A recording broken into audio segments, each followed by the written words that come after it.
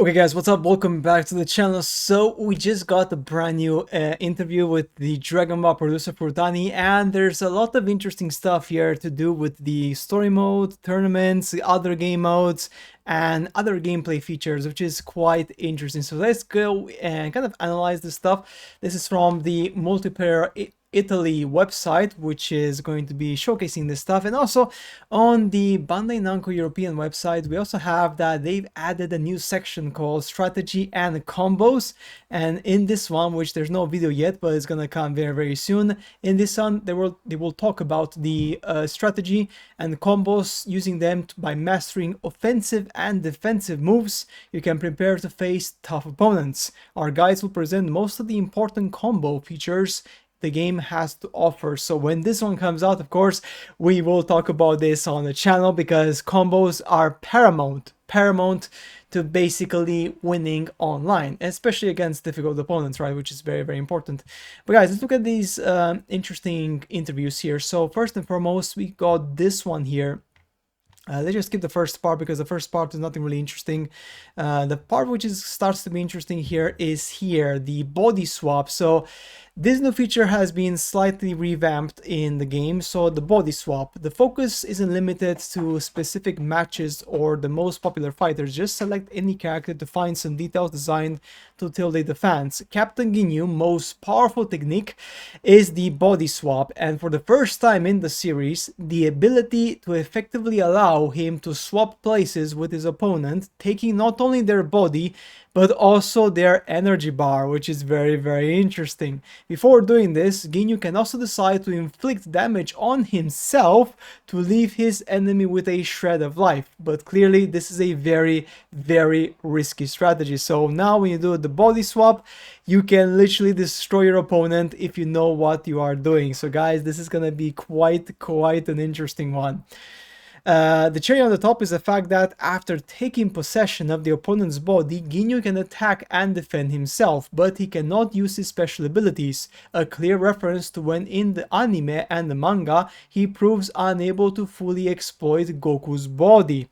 Interesting, right? And to help with the balance for the game developers, it is clear that in the chapter of the Budokai Tenkaichi series, providing an authentic experience full of surprises for fans is more important than having balanced characters for those who play fairly.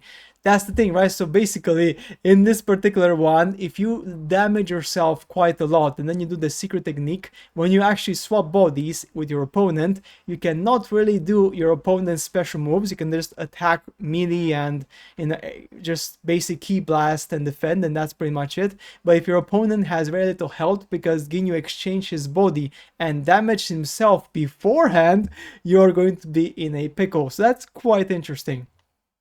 Now, next one is worlds that are destroying each other. So since the announcement, Bandai Namco has emphasized how the destructibility of these scenarios has been significantly amplified. In Sparking Zero, with the effects of combat and transforming the map as the battle progresses, thus energy waves can burn the grass on a hill or tear mountains and buildings to pieces, to the point of even changing the entire appearance of the setting.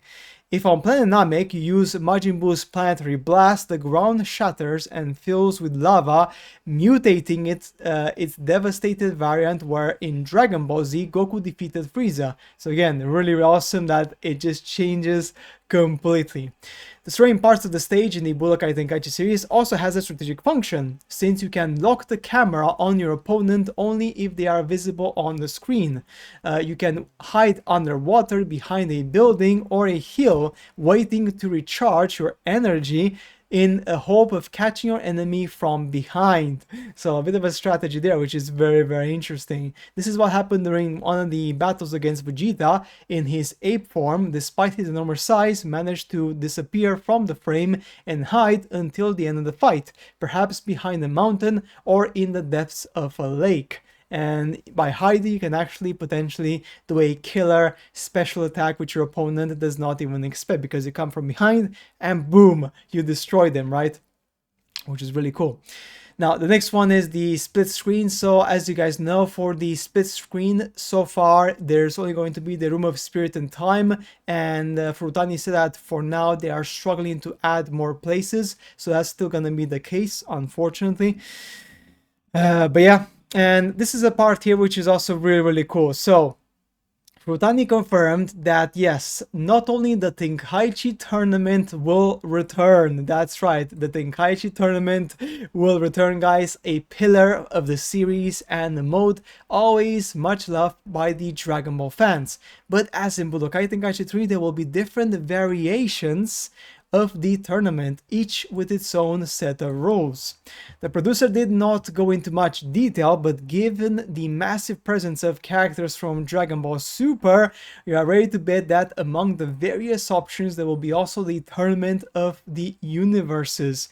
Tournament of Power, guys, it is gonna go crazy. Cannot wait to see these tournaments, of course, their conditions. Now, a bit of bad news, unfortunately, is that we will not be getting Mission 100, so the survival mode, where you basically have to fight against 100 opponents, one after the other, will not be coming back. So that's a bit sad, but Furutani said that by fiddling around, you can actually customize the bonus battle mode to have a similar experience. You won't be able to add 100 enemies, but you can still get a good number of enemies. We've been debating whether to bring the old mode back for a while, but I think the bonus battle will ultimately offer more variety. So yeah, unfortunately, there's not going to be the Mission 100, which I think is really sad because it's very easy to set up and it was a really cool thing. But apparently, yeah, it's just not going to happen, guys, on launch. Next one, the Discord interface, the interface that everyone seems to hate. I'm not a big fan of it either, to be honest, because it's not the best. So the last piece of information we were given concerns the character selection interface, which until now has thought to be only a temporary one for the demo. In reality, Furutani confirmed that in the final game, the menu dedicated to the roster fighters will not be very different from what we have seen so far, which is a bit disappointing. Something that will turn up to be turn out more than a few noses, because, you know, as they are saying here, people were not happy, and I was not happy because this just looks a bit crap, to be honest. And it's really hard to choose the character. Now, not only the current interface more bare and cold than the Budokai Tenkaichi 3, but it also seems impractical and unfunctional. The previous chapter of the series had in fact a drop-down menu that grouped together in a single space the different transformations for each fighter, which makes tons of sense. In this case, however, each individual transformation of a character is placed next to the others, making the list very crowded and difficult to navigate. Furutani has, however, anticipated that by the release date, filters will be added to help better navigate between the different pages of the roster, even if to understand what they consist of, we will have to wait a little longer. So, guys, it's pretty sad because, to be honest, like, this is just crazy. Like, why do you have to have 1, 2, 3, 4, 5, 6, 7, 8, 9, 10, 11 Gokus, right? Why do you have to have this when they can just have 3 Gokus, early, mid, and late? And when you select that Goku, it opens the drop down, and then you can choose Super Saiyan Blue, Super Saiyan God, fusions, etc. I just don't freaking get it, man. It just doesn't make any sense to me.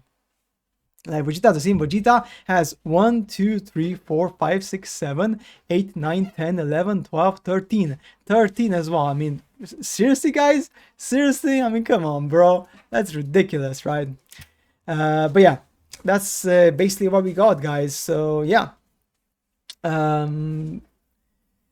We don't have anything else, to be honest, but I guess obviously the one more thing to find out is that who's going to be the last pre-order character, which still has not been confirmed as of yet, unfortunately, and we will find out very, very soon. Now, also, Rhymestyle has confirmed as well, unfortunately, there will not be a demo coming. Guys, very sorry. A public demo for everyone is not gonna be available, which sucks, to be honest, because, guys, why would you do that? Why would you not allow people to even play the game even for 2 days, right? For 2 days, that would be enough, man. But no, it's not gonna come, as Rhymestyle said here. Also, yeah, there's no demo coming. They said it a few times now, so yeah, forget about it, guys. Forget about the demo. The demo will not be happening, which sucks, to be honest. Absolutely sucks, because we deserve a demo, but you know, that's Bandai Namco for you guys. It's not gonna happen. But yeah, that's it for the interview, guys. Very interesting, very fun. And remember that when the guide is going to be available, I'm going to post an update on this guide on the channel. And of course, we will see how this one pans out. Until then, guys, take care and see you later in the next videos.